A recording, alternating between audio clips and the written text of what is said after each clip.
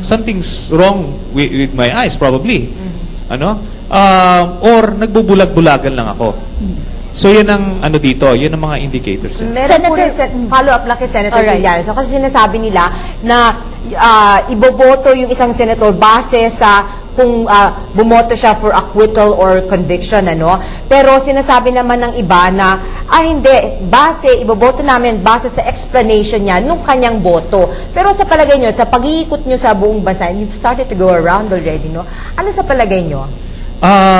Hindi kasi, no? Hindi naman kasi lahat nanonood 100%. So, mapapakinggan sana explanation mo. At kung magaling ka mang bola, pwede mo silang makonvince. So, ang viewership dito, or those following the impeachment, yung iba sa dyaryo na lang, hindi naman verbatim makakapture yung explanation mo. So, mababa yon. So, kanino ka ngayon na mag-explain, ano? Doon lang sa mga nakikinig, na talagang formed na rin naman yung opinions na it's so strong na hindi mo pwedeng mabola na, ano, kung lilihis. So, yun ang aking pananaw dito when going around consulting with the people. Tinatanong ko kung paano, kung anong pulso nila, anong tingin nila. Karamihan nakapag-decide na eh. Ano? And no amount of explanation, kung lilihis yun doon sa kanilang opinion, would change that. So, yun ang pakiramdam ko. Senator Trillanes, it is clear that you want to know the pulse of the people with regards to this impeachment. Pero may mga nagsasabi rin, ibang senator judges, na their decision should be based solely on the evidence presented within the impeachment trial. So how are you striking a balance between the two? Sa akin, I can't blame the other senators for thinking that way, no? Kasi lalo na kung kinarir nila yung legalistic argument, that's the only way you'll approach it. Pero sa akin, right from the very start, I believe this is a political trial where judging, this is a policy, public policy issue of whether it will be good for the country na manatili si Chief Justice Renato Corona or not. So, paano ko masasagot yan? Maraming ways yan, ano? Consultations, pwede kang mag-conduct ng sarili mong survey, pwede kang mag-analyze mag-conduct ka ng qualitative research to get to answer kung ikabubuti ba to o hindi, ano?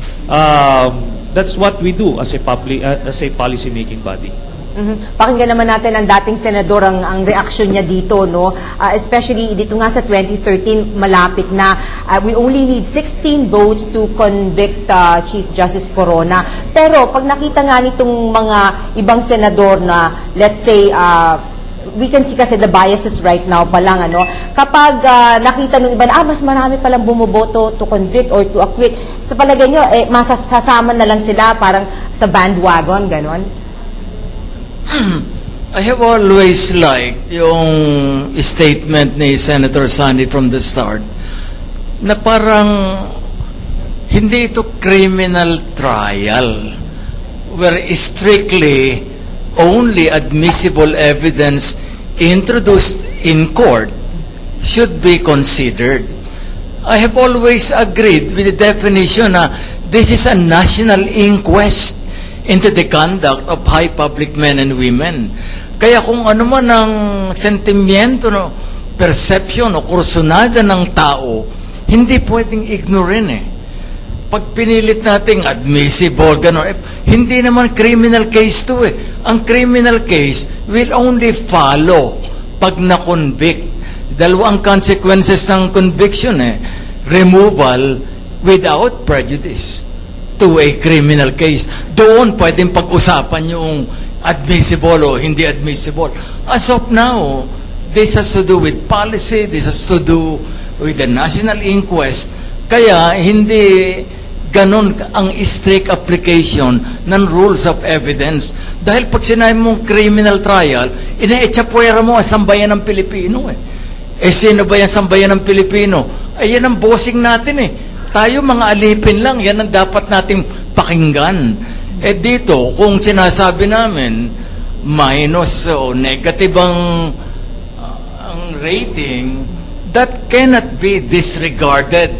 Sino ba naman itong sinasani? Mga alila natin yan eh. Tayo mga bossing yan eh. He is a follower ng every Filipino. He sees every Filipino as a particle of popular sovereignty. Hindi pwedeng ipuwera tayo rito. Gaya nga po ng nasabi ni Senador Sagisag, hindi po naging stricto ang pag-apply ng rules of evidence dito po sa paglilitis. Hingan ko lang ng paliwanag si Attorney JJ tungkol dito sa quantum of evidence na kinakailangan para i-convict or i-acquit ang punong mahistrado. Ano nga ba yung na-establish na ba ng Senado sa kanilang mga rules kung ano yung dapat nilang i-considera? Siguro dapat nating tanungin yung ating mga senator judges. Pero tama nga si Senator Sagisag na hindi ganoon ka-strict yung ating pagsunod sa rules on evidence. Pero ito, ang kinakailangan natin ay hindi lang purely public perception, but of course, kailangan natin is it convincing enough to show us kung proper ba sa kanyang posisyon, kung karapat-dapat ba ang isang tao sa isang mabigat na posisyon na may kaakibat na malaking responsibilidad.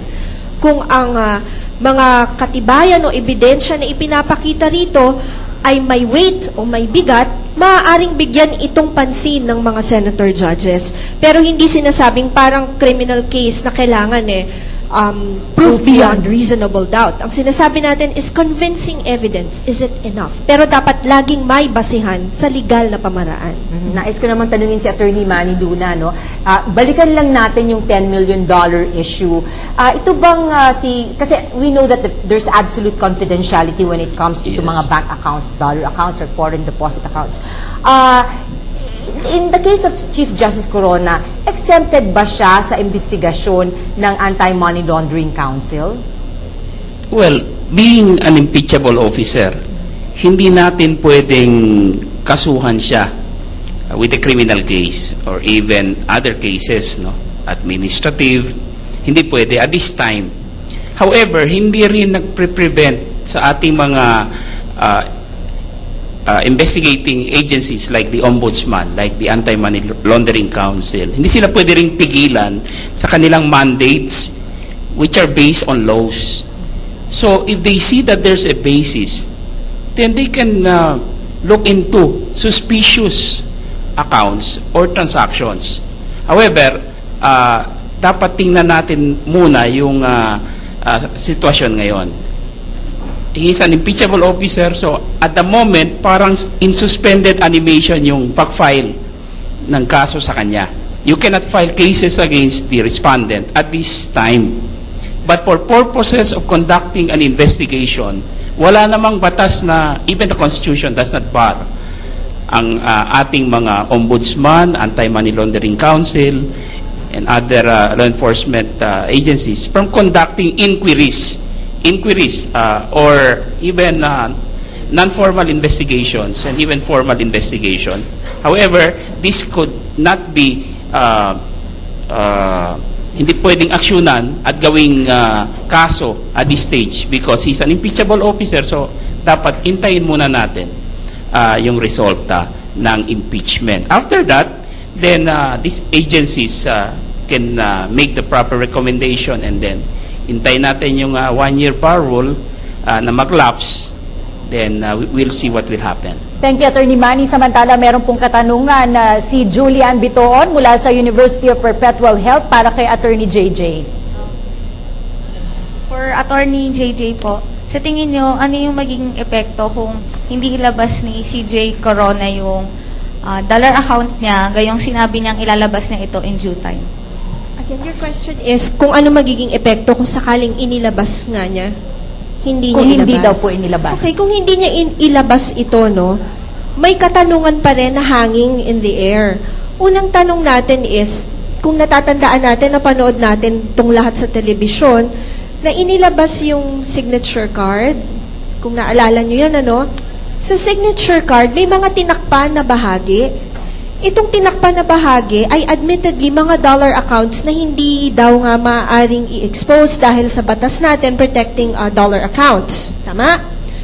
Pero hindi naman pinasunungalingan nito yung existence ng dollar accounts. So ito'y hanging question talaga. Ngayon, masasabi natin na kung hindi niya pa rin ilabas ito or pasinungalingan or idepensa ang sarili niya regarding this, the senator judges has already noted its existence. Dahil nakita na, hindi naman din dininay, hindi ba? Nandun, ibig sabihin, nag-exist, buhay ito, meron ito. Can we turn a blind eye on this? We don't know. Only the senator judges can look into that. So kung ayaw niya ilabas, hindi natin siya pwedeng pilitin. Subalit, hindi rin naman tayong mga taong bayan yung magwe-weigh kung dapat ba siyang parusahan dahil dito o hindi. Nasa sa balikat pa rin ng senator judges. Matatandaan natin, Nikki, na sa isang panayam kasi ni Chief Justice Corona ay siya mismo nagsabi na in due time bubuksan niya itong nilalaman ng account. Yun na nga. Pero hanggang ngayon, hindi pa niya binubuksan at yan ang hinihintay ng marami. At kauna niya, nais kong tanungin si Senator Trillanes, kung itong ito pong pagbubukas ng account, yung may posisyon na ang Senado na hindi na tatalakayin pa yung mga dollar accounts ni Chief Justice Corona. Pero sakasakali na bago matapos itong impeachment case, may lumabas na ebidensya patungkol dito sa $10 million ni Chief Justice Corona. Pwede bang palitan niyo pa ang posisyon niyo? Definitely. Lahat naman yun. Yun nga ang sinasabi kanina ni Prof. Casiple na itong Senate as impeachment trial, ang rules namin, yung basic, everything in between, pagbobotohan namin sa whether in open court or sa caucus. So, ganun yun. It can swing one way or the other at hindi bound kami do sa previous decisions. So, ganun yung namin. Kung may darating, pagdidesisyon na namin ulit, kung papayagan, sige. Ngayon sa akin naman kasi, ang inaantay kong explanation, doon pa lang sa peso accounts kahit nga wala na yung dollar accounts, antayin ko siya. Kasi may talaga, may problema. Kung hindi siya magpapaliwanag. Meron pa rin katanungan mula sa ating studio audience para naman to kay Attorney Luna mula kay Jane Vedasto ng PUP Manila. Good afternoon po, sir. Yung tanong ko po is, posible po ba na baguhin po ng impeachment court yung decision nila regarding po dun sa dollar account base po dun sa ginagawang investigasyon ng ombudsman?